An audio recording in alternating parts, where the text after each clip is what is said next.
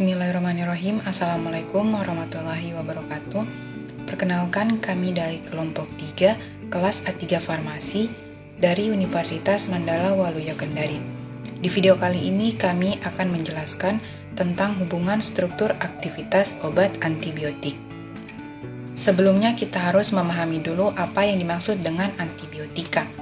Antibiotika berasal dari bahasa Yunani yang merupakan gabungan dari kata anti atau lawan dan bios atau hidup, yang artinya melawan sesuatu yang hidup. Antibiotika adalah zat yang dihasilkan oleh suatu mikroba, terutama fungi atau jamur, yang dapat menghambat atau dapat membasmi mikroba jenis lain. Antibiotika dapat dikelompokkan berdasarkan spektrum aktivitas, tempat kerja, dan struktur kimianya. Yang pertama yaitu penggolongan antibiotik berdasarkan spektrum aktivitas. Antibiotik dengan spektrum luas yaitu gram positif dan gram negatif. Contohnya turunan tetrasiklin, turunan amfenikol, turunan aminoglikosida, dan lain-lain. Antibiotik yang aktivitasnya lebih dominan terhadap bakteri gram positif, contohnya basitrasin, eritromisin, turunan makrolida, dan lain-lain. Sedangkan antibiotik yang aktivitasnya lebih dominan terhadap bakteri gram negatif, contohnya kolistin, polimixin bisulfat, dan sulfomisin. Antibiotik yang aktivitasnya lebih dominan terhadap Mycobacteria atau antituberkulosis, contohnya seperti streptomycin, kanamycin, sikloserin, dan lain-lain. Nah, selanjutnya ada antibiotik yang aktif terhadap jamur atau anti jamur. Contohnya ada glycephulvin dan antibiotika polein. Nah, seperti nistatin, amphotericin B, dan kondisidin. Nah, yang terakhir antibiotik yang aktif terhadap neoplasma atau anti kanker. Contohnya ada anti-immunosin, bleomycin, dan deodorizin. Selanjutnya kita akan membahas mengenai penggolongan antibiotika berdasarkan struktur kimianya. Nah, di sini penggolongannya itu ada 11, jadi saya akan menjelaskan atau menyebutkan apa-apa saja dari 11 itu. Nah, yang pertama ada antibiotika beta-lactam, kedua ada turunan amfenikol, yang ketiga ada turunan tetrasiklin, keempat ada turunan aminoglikosida, yang kelima ada turunan makrolida. Selanjutnya ada turunan polipeptida, yang ketujuh itu ada turunan linkosamida, yang kedelapan ada turunan polein, yang kesembilan ada turunan artemisin, yang kesepuluh ada turunan antrasiklin, nah yang terakhir yang ke-11 itu ada turunan fosfomisin. Nah, yang pertama ada antibiotika beta-lactam. Antibiotika yang strukturnya mengandung cincin beta-lactam dibagi menjadi 3 kelompok. Ada turunan penisilin, turunan cephalosporin, dan beta-lactam non-klasik. Mekanisme kerjanya menghambat biosintesis peptidoglikan sehingga menyebabkan hilangnya kekuatan dan kekuatan dinding sel dan menyebabkan sel mengalami kematian.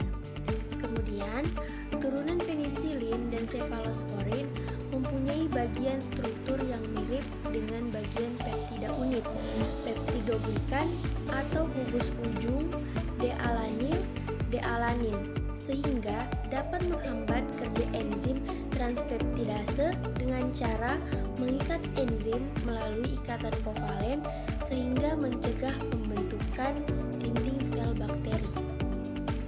Selanjutnya, efek antibiotika beta-lactam yaitu pertama menghentikan pertumbuhan bakteri dengan cara menghambat biosintesis peptidoglikan. Kemudian kedua menurunkan kelangsungan hidup baru. Ketiga membuat sel menjadi lisis. Beta-lactamase adalah enzim yang dapat menginaktifkan antibiotika beta-lactam. Terdapat pada bakteri gram negatif dan gram positif. Penghambatan beta-lactamase adalah senyawa yang dapat menetralkan enzim beta-lactamase sehingga mencegah penginaktifan antibiotika beta-lactam. Contohnya yaitu asam clavulanat, asam olivanat, sulbactam, dan pivsulbactam. Kemudian karena efeknya sinergis, maka penghambatan beta-lactamase sering digunakan bersama-sama dengan antibiotika beta-lactam.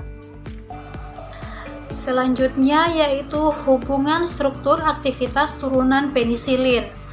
Melalui modifikasi molekul telah dibuat turunan penisilin baru dengan sifat-sifat yang lebih baik dibanding penisilin alami. Contohnya itu yang pertama ada penisilin yang tahan asam, yaitu karena adanya gugus penarik elektron, misal gugus fenoksi, yang terikat pada rantai samping amino. Gugus tersebut mencegah penata ulangan penisilin menjadi asam penilat yang terjadi dalam suasana asam.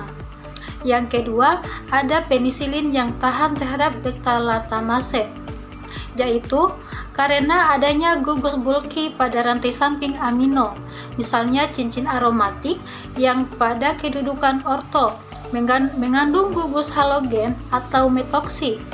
Efeknya dapat mempengaruhi pengikatan enzim beta-lactamase pada enzim beta-lactam dan menyebabkan perubahan konformasi sehingga enzim kehilangan aktivitasnya. Yang ketiga, ada penisilin spektrum luas, yaitu karena ada gugus hidrofil seperti NH2 pada rantai samping, sehingga penembusan obat melalui pori saluran protein membran terluar bakteri gram negatif menjadi lebih besar. Yang kelima, ada penisilin yang aktif terhadap bakteri gram negatif dan Pseudomonas aeruginosa, disebabkan ada gugus asidik pada rantai seperti COH, SO3H, dan NHCO. Yang kelima, ada penisilin yang bekerja sebagai praobat atau prodrug. Didapat melalui beberapa cara sebagai berikut. Yang pertama, membuat bentuk gram. Contohnya itu pada obat prokain penisilin G dan benzatin penisilin G. Yang kedua, menutupi gugus amino bebas. Contohnya itu terdapat pada obat piperacillin dan azlosilin. Dan yang terakhir, membentuk ester pada gugus karboksil yang terikat pada atom C3. Itu contohnya pada obat bekampicillin dan rifampicillin. Yang kedua, ada hubungan struktur dan aktivitas turunan cefalosporin. Pada umumnya, turunan cefalosporin berbeda pada gugus-gugus yang terikat pada posisi 7 atau mengubah spektrum aktivitas. Adanya gugus pendorong elektron atau 3. Sifat kimia fisika meningkatkan resonansi enamin sehingga kereaktifan cincin beta-lactam terhadap putih aktif pada substrat D-alanil, D-alanin, cincin sefam. Kemudian, aktivitas biologis sangat tergantung pada rantai samping yang terikat pada posisi 7 atau substitusi gugus metoksi pada posisi 7. X-cefamisin meningkatkan ketahanan senyawa terhadap serangan beta-lactamase. Kemudian, pergantian isosterik dari atom S pada cincin dihidrotiazin dengan atom O menghasilkan oksasefamisin atau oksasefam. Turunan baru tersebut yang didapatkan melalui sintesis total menunjukkan spektrum antibiotik antibakteri yang lebih luas. Kemudian bagian yang ketiga, hubungan struktur aktivitas turunan beta-lactam non-klasik. Sebelumnya kita harus mengetahui pengertian dari beta-lactam non-klasik ini, yaitu antibiotika atau obat antibiotik yang mengandung cincin beta-lactam yang kadang-kadang bergabung dengan cincin lain yang terdiri dari 5 atau 6 atom. Perlu juga kita ketahui mekanisme dari beta-lactam ini, yaitu dengan membunuh bakteri dengan cara menghibridasi sel bakteri melalui T selnya dan terjadi reaksi peptidase yang dibantu oleh enzim dan akan menghasilkan ikatan tangkap dalam membunuh bakteri. Kemudian dibagi 5 kelompok, yaitu turunan asam amidinopenisilanat, turunan asam penisilanat, karbapenem, oksapenem, dan beta-lactam monosiklik. Dapat dilihat pada slide adanya contoh dari penggolongan 5 kelompok tadi, yaitu carbapenem dan yang satunya lactamase action. B. Turunan ampenikol. Turunan amfenikol adalah antibiotika yang terdiri dari kloramfenikol dan senyawa sintetik analognya merupakan senyawa bakteriostatik. Mekanisme kerjanya yaitu menghambat biosintesis protein pada siklus pemanjangan rantai asam amino, yaitu dengan menghambat pembentukan ikatan peptida dan biosintesis protein. Selanjutnya yaitu hubungan struktur dan aktivitas. Yang pertama, modifikasi pada cincin benzen. Contohnya yaitu P-nitrobenzen dapat diganti dengan bifenil, 4-brombifenil atau 4-metilbifenil tanpa kehilangan aktivitas antibakteri secara bermakna. Yang kedua yaitu penggantian atom dikloro dengan dibromo, menurunkan kekuatan antibakteri. Yang ketiga yaitu penggantian dua gugus hidroksil, perluasan atau pemendekan gugus CH2OH ujung dan substitusi atom H pada C2 menghilangkan aktivitas antibakteri. C. Turunan tetrasiklin. Turunan tetrasiklin didapat dari hasil isolasi kultur Streptomyces sp yang merupakan turunan oktahidronaftasen yang terbentuk oleh gabungan 4 buah cincin bersifat amfoter. MK bakteriostatik. Aktivitas bakterinya disebabkan oleh kemampuan untuk menghilangkan ion-ion logam yang penting bagi kehidupan bakteri seperti ion Mg. D. Turunan aminoglikosida. Turunan aminoglikosida mengandung basa deoksistreptamin atau streptidin dan gula amino 3 aminoglukosa, 6 aminoglukosa, 2,6-diaminoglukosa, garosamin, D-glukosamin. Contohnya yaitu neomisin, gentamisin, taubramisin, ambikasin. Pada umumnya aminoglikosida mengandung 3 cincin yang dihubungkan melalui jembatan ether. Modifikasi pada cincin 1. Cincin 1 sangat penting untuk aktivitas sehingga menjadi sasaran dalam inaktivasi enzim bakteri dan karakteristik luas spektrum antibakteri. Contohnya, metilasi pada posisi C6 menyebabkan senyawa tahan terhadap proses asetilasi enzimatik dari gugus 6 amino tanpa menurunkan aktivitas antibakteri secara bermakna. Modifikasi pada cincin 2. Cincin 2 sangat sensitif terhadap perubahan struktur. Modifikasi gugus fungsional akan menghilangkan aktivitas antibakteri, kecuali pada beberapa kasus. Salah satunya asetilasi pada gugus 1 amino dan kenamisin menghasilkan amikasin tidak menyebabkan hilangnya aktivitas. Modifikasi pada cincin 3. Gugus fungsional pada cincin 3 dapat diganti tanpa menimbulkan penurunan aktivitas yang bermakna. E. Turunan makrolida memiliki 5 bagian struktur yang khas, yaitu yang pertama, cincin lakton yang besar biasanya mengandung 12-17 atom. Yang kedua, gugus keton. Kemudian yang ketiga, 1 atau 2 gula seperti glikosida yang berhubungan dengan cincin lakton. Yang keempat, gula netral yang berhubungan dengan gula amino atau pada cincin lakton. Kemudian yang kelima, gugus dimetilamino pada residu gula.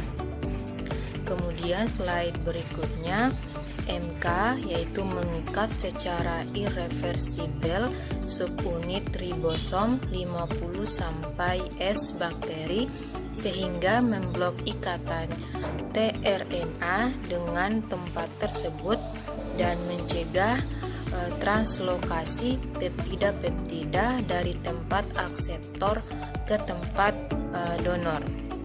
Contohnya yaitu eritromisin stearat, oleandomisin, fosfat, spiramisin, roksitromisin, dan azitromisin. Selanjutnya, turunan polipeptida, yaitu mempunyai struktur sangat kompleks mengandung polipeptida yang membentuk siklik. Sumber utama turunan polipeptida adalah Bacillus sp dan Streptomyces sp. Mekanisme kerja yaitu gramisidin membentuk saluran transmembran pori di mana ion-ion keluar masuk secara difusi melalui pori yang berbeda sehingga membran kehilangan fungsinya sebagai rintangan permeabel. Adapun contohnya yaitu tirotesin, polimixin B, kolistin, dan bacitracin. Selanjutnya turunan likosamida, yaitu antibiotik yang mengusung atau memiliki asam hidrat yang terikat pada alkyl 6 amino alfa. Tioktopironasida memiliki sambungan amida, mengandung gugus yang bersifat basah, yaitu N-pirolidin dan N-piperidin. Mekanisme kerjanya mengikat secara kuat ribosom subunit 50S bakteri dan menghambat reaksi enzim peptida transferase sehingga mencegah pembentukan ikatan peptida dan menghambat sintesis protein bakteri. Contohnya likomisin HCl dan pindamisin HCl. Saya akan menjelaskan lanjutan penjelasan dari teman saya, yaitu adalah turunan polien, di mana memiliki beberapa turunan polien, yaitu pertama dihasilkan oleh Streptomyces sp, kedua mempunyai cincin yang mengandung logam dan ikatan rangka dekonjugasi, terus ketiga itu tidak memiliki aktivitas antibakteri tetapi aktif terhadap jamur dan ragi, dan terakhir itu memiliki contoh seperti amphoterisin B, kondisidin, dan nystatin. Amphoterisin B. Untuk mekanisme kerja dari amphoterisin B ini yaitu berikatan kuat dengan ergosterol yang terdapat pada membran sel jamur, sehingga dapat menyebabkan kebocoran dari membran sel dan akhirnya terjadi kerusakan atau lisis. Untuk farmakokinetiknya sendiri, dia ini sangat sedikit diserap melalui saluran cerna yang diberikan secara intravena. Distribusinya ke cairan pleura, peritoneal, sinovial, dan akuosa, CSS, cairan amnion. Untuk ekskresinya itu melalui ginjal yang terjadi sangat lambat.